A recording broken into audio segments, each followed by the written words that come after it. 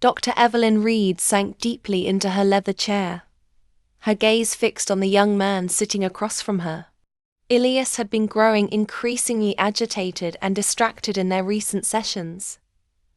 Today, however, something was different.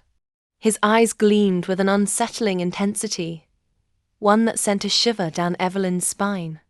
"How are you feeling today, Elias?" Evelyn asked gently, her voice calm and measured. Ilias didn't respond immediately. His gaze remained locked on a seemingly empty corner of the room, his lips moving silently, as if he were conversing with someone invisible. Suddenly, he flinched and turned his dark, piercing eyes toward her. "They're talking to me," Elias whispered, his voice trembling. "They're telling me what to do." "Who's talking to you, Elias?" Evelyn asked, her professional composure concealing the unease creeping into her chest.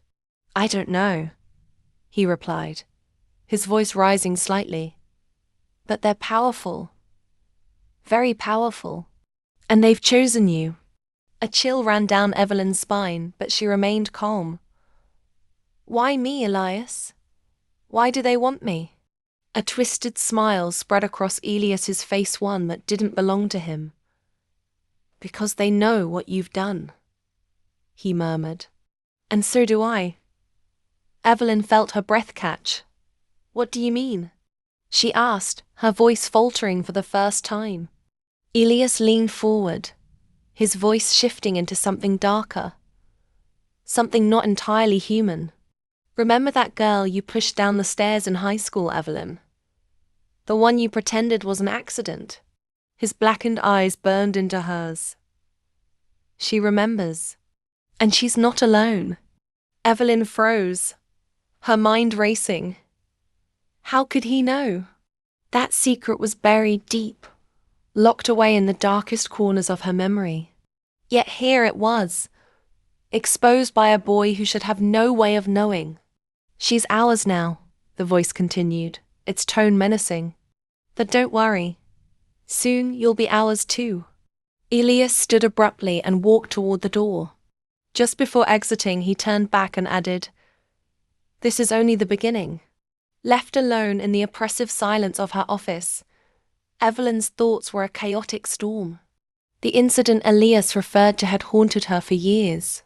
In a moment of jealousy and rage, she had pushed a girl named Clara down a flight of stairs.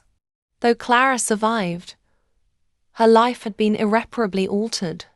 Evelyn had escaped suspicion, but the guilt had never left her.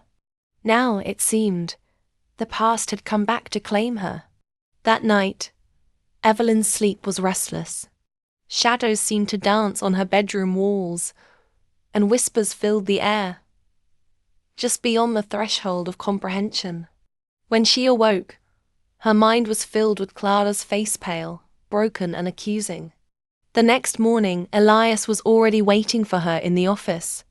He seemed calmer, almost smug, as if he knew something she didn't. Evelyn led him into the room, a deep sense of unease settling in her chest. "I had vivid dreams last night," she confessed hesitantly as they sat. "Clara was in them." Elias tilted his head, his eyes narrowing. "She's been waiting," he said simply. Evelyn tried to maintain her composure. "Why now, Elias? Why come for me after all these years?" He smiled, but it wasn't his smile. "Because you didn't just hurt her. You took something from her. And now, she's coming to take it back." Evelyn's heart pounded. "Is she alive?" she whispered, barely able to get the words out.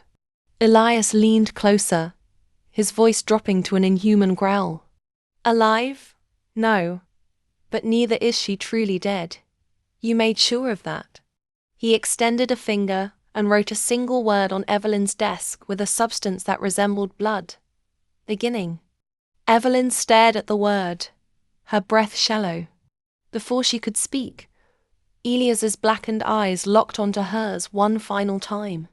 "Find her, Evelyn, or she will find you." Then he was gone, leaving Evelyn alone in the suffocating silence of her office.